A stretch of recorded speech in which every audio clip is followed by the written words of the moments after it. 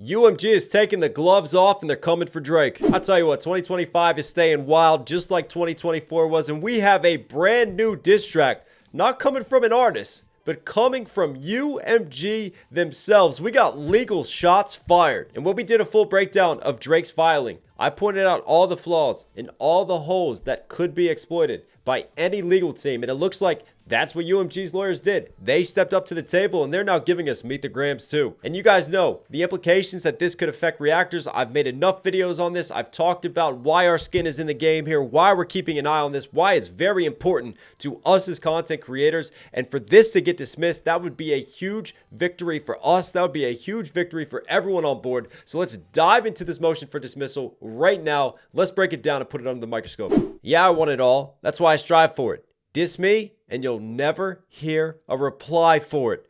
Drake successful. UMG is in battle rap mode.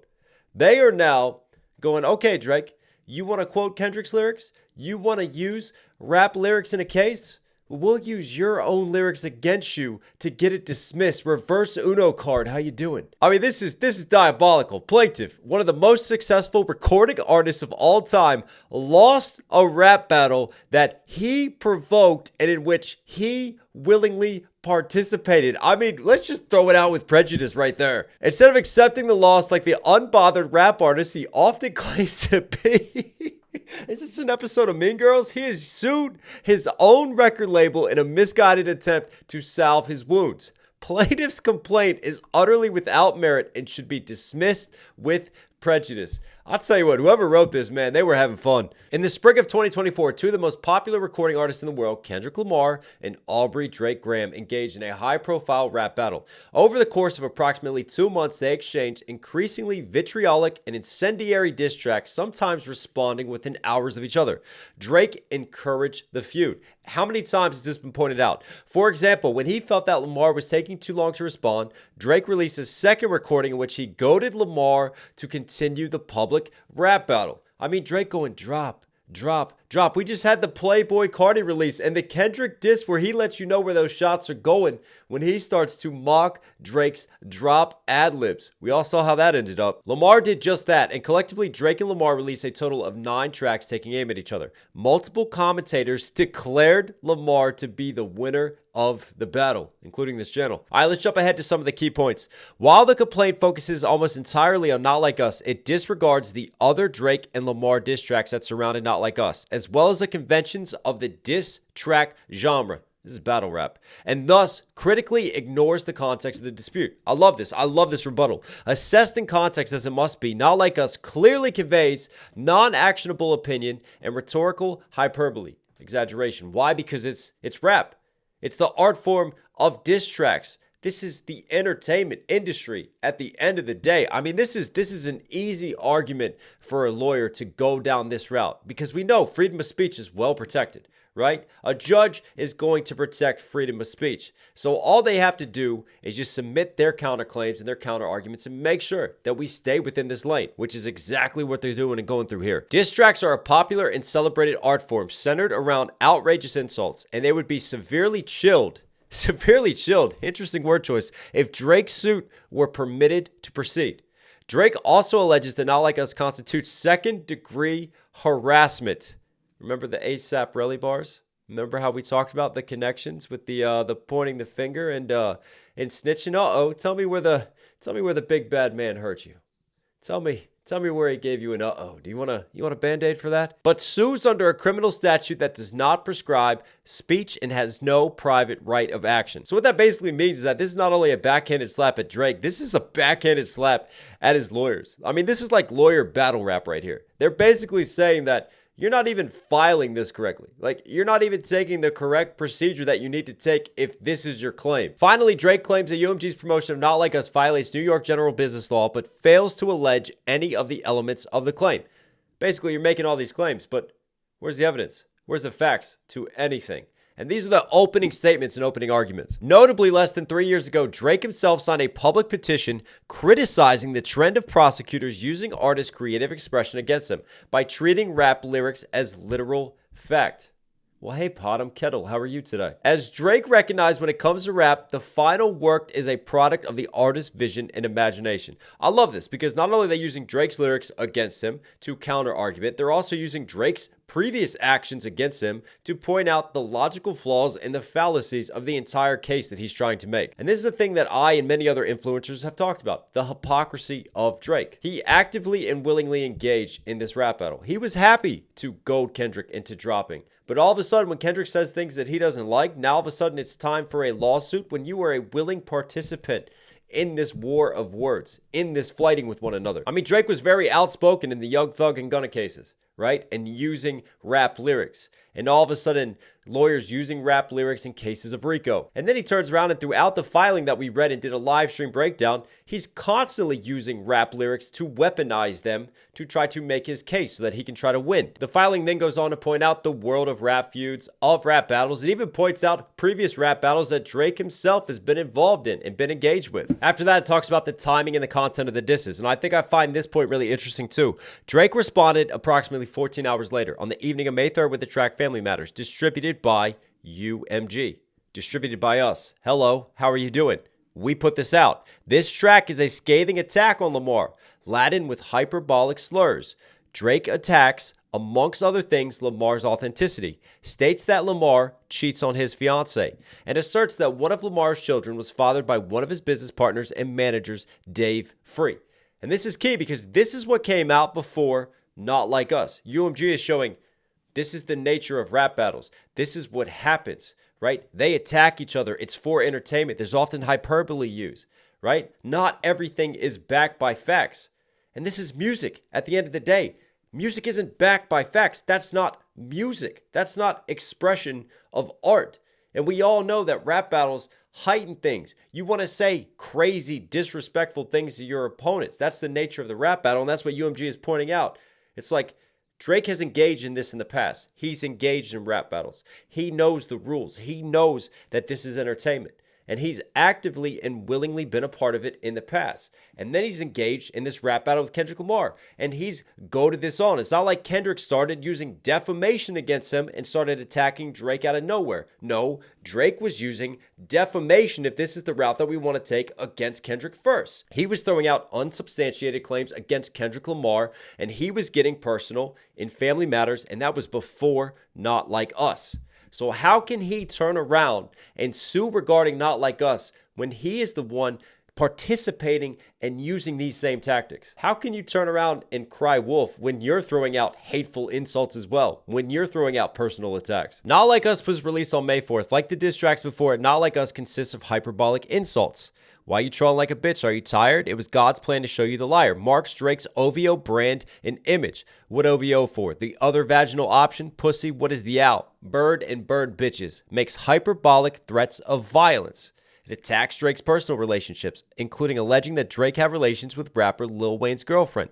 Effed on Wayne's girl while he was in jail, that's conniving. And calls him a fucking colonizer, inferring Drake's exploits other artists for fame and financial benefit. And I can't help but feel like, yet again, like we're just playing lawyer rap battle, because I pointed out all the flaws in the interpretations and the purposeful misinterpretations that Drake's legal team was making, breaking down lyrics. They need to watch this channel to understand how to analyze lyrics and how to just use critical thinking to arrive at a point. Obviously, these lawyers are on point. They know what they're doing. And they're just showing Drake's team, no, this is how you properly interpret rap lyrics. This is how you analyze them. I'm sending the team bars t-shirts right now. And this is another critical point for me. Taking up Drake's invitation in tailor-made freestyle to talk about Drake liking young girls. Lamar also makes various statements at issue in the complaint. And again, that's a very strong legal point because Kendrick is not conjuring this out of nowhere. Drake is the one who asked for this first. Drake is the one who addressed this first. And he even told Kendrick to address it. He's the one who baited him. And Kendrick did. Kendrick merely followed through on what Drake said. And then this right here is the heart of it. Drake fails to state a claim for defamation. Now with defamation cases, when you are a celebrity, when you are a famous person in the public sphere, it's very, very difficult to win a defamation case against you. Unlike if you're a no-name person who's not in the public sphere. Because celebrities, obviously, they're in the entertainment business, right? a lot of content is made around them, whether it's speaking positively of them, whether it's critiquing them, criticizing them. A lot is made for content. A lot is made for entertainment, and they willingly enter those spaces. They are a part of those spaces. They know what goes into it. So to prove defamation against a celebrity, it takes a lot more evidence. It takes a hell of a lot more with the case in order for that celebrity to actually win a defamation case than it does just a regular person. And this is what the lawyers attack. Drake fails to state a claim for defamation because Not Like Us conveys non-actionable opinion and rhetorical hyperbole, not fact, and because Drake cannot adequately allege that UMG acted with actual malice. To succeed on his defamation claim, Drake must establish a defamatory statement in concerning the plaintiff, publication to a third party, falsity of the defamatory statement, and special damages. Whereas here, the plaintiff is a public figure, he must prove that the alleged defamatory statement was made with actual malice, that is, made with knowledge of its falsity and with reckless disregard of whether it was false. And that's what's key. That's where the burden of proof is on Drake, because he has to prove that UMG categorically knows that all of these allegations are false against him and that they are purposefully acting maliciously. But how can you do that when, as the case lays out, UMG acted the same way with Kendrick? They published Drake's disses and everything that he said about Kendrick. And as UMG points out, the whole nature of the evidence and the proof for this lies in a diss track. It lies in a song, not something that's based off of fact. UMG then goes on to point out the Michael Rapaport case, when he and his legal team tried to sue Barstool Sports, and Barstool put out like disses on Michael Rapaport, but that went nowhere because, again, the judge and everyone understood the nature of that situation. It was entertainment. There was a lot of hyperbole. Michael Rapaport was a public figure. It's a very similar precedence, and that's what lawyers will do. They'll look at previous cases. They'll look at cases that are similar to their case, and then they'll argue the results of those cases and use it to their advantage. And in this case, there's a lot of precedents and a lot of examples of defamatory cases where people try to say, hey, they're defaming me, they're dissing me, look at what they're doing in public. And then they turn around and the lawyers go, no, this is bullshit. And the judge goes, yes, this is bullshit. We're going to protect freedom of speech. We're going to protect the art form, because the whole nature of this is that it's done through art and that it's done through entertainment. And again, remember how Drake's lawyers try to take lyrics out of context? Well, they provide a breakdown and use it to refute everything that they're pointing out. Looking first to its tone, the 4.5 minute rap diss track consists of a series of epithets, fiery rhetoric, and hyperbole, endemic to the rap genre. Not surprisingly, given the context, the recording reflects a considerable degree of anger and resentment. And what they're arguing here is that tone is very important, and tone can be considered in a defamation lawsuit, and there is precedent for this. Exaggerated imagery in the music video reinforced that Not Like Us is not intended to reflect factual analysis. For example, the video opens with Kendrick whispering to a clown that he sees dead people, a nod to the film The Sixth Sense, implying hyperbolically that Drake has been defeated in the rap battle. The video also shows Lamar beating an owl piñata with the disclaimer, no OVOs were harmed during the making of this video, and staring down an owl in a cage. Indeed, no reasonable listener will require a disclaimer that the piñata is not literally Drake and his crew. The imagery is satirical and vitriolic, all of which signals to the audience that the video does not convey sober, factual analysis. Likewise, the album image of Drake's Toronto house is obviously doctored, further underscoring the non-factual nature of Not Like Us. Translation? What the fuck are we doing here, bro? Surely you understand the rules of engagement here. You're acting like this has never happened before in the history of rap battles. And I feel like this really refutes the defamation well, too.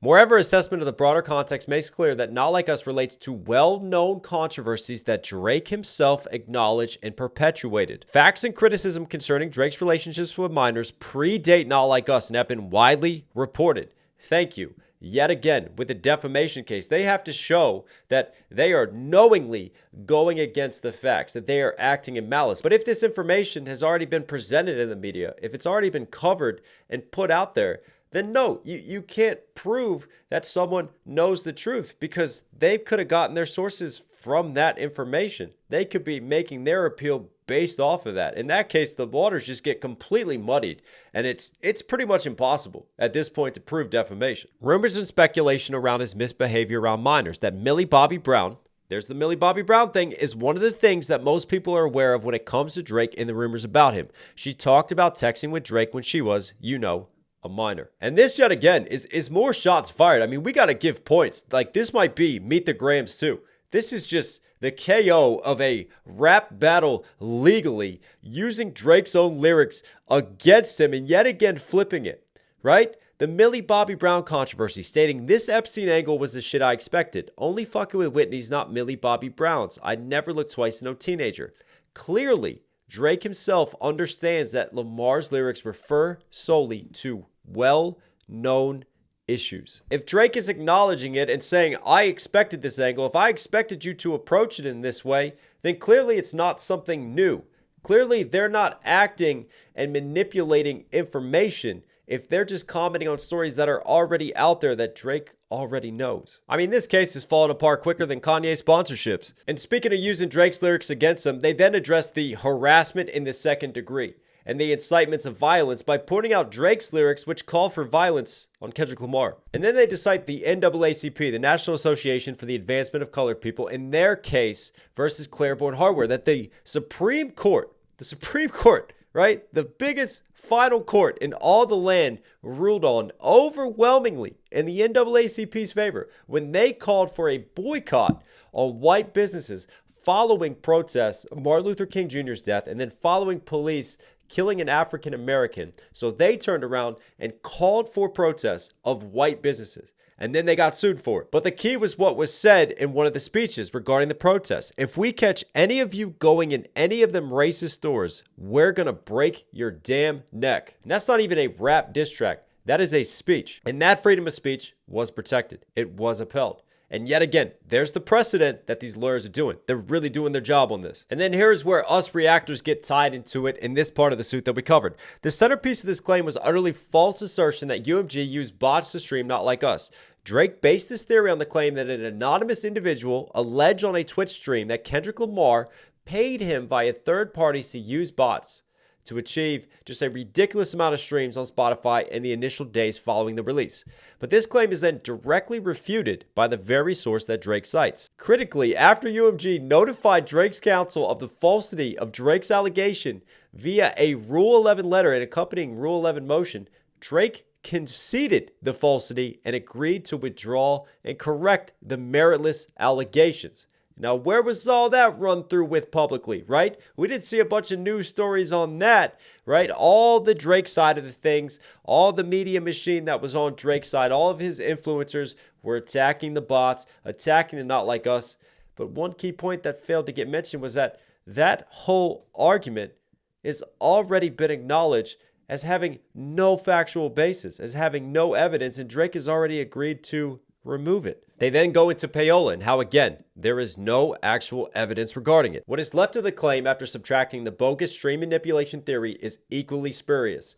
As an initial matter, all the remaining allegations are made on information and belief without stating the basis thereof. And here's where we come in. Drake has also received information that UMG engaged in a classic pay-per-play scheme by paying to increase the airplay of the recording on radio. On information and belief, UMG employed a similar scheme by paying social media influencers to promote and endorse the recording and video. This, of course, improper pleading and warrants dismissal. And their whole point is that information and belief allegations must be accompanied by a statement of the facts upon which the belief is founded and cannot rest on pure conjecture and speculation. Basically, what it boils down to is show the evidence, right? You can't say that this is happening. You can't just throw out these conspiracy theories and have no backing whatsoever. You got nothing. We're calling your bluff. Again, the lawyers spent time teaching Drake's lawyers how to actually lawyer. Second, Drake does not allege that this statement was deceptive or misleading in a material way. Drake never alleges that Not Like Us would not have been chart-topping had it not been for the alleged payments at issue.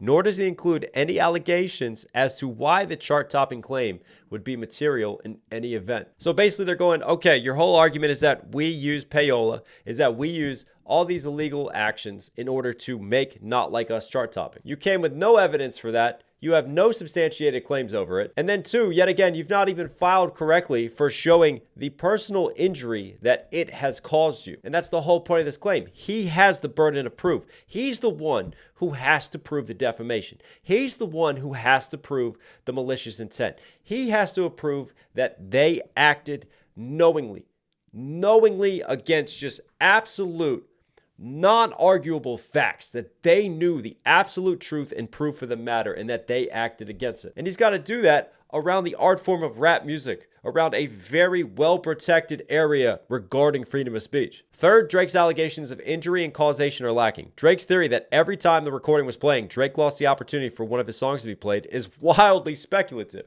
I mean, it's not just Drake versus Kendrick. You know, there's thousands of other artists out there trying to put chart-topping singles out that Drake is competing with. It's not just you take away a Kendrick Lamar stream, that automatically equivalates to a Drake stream.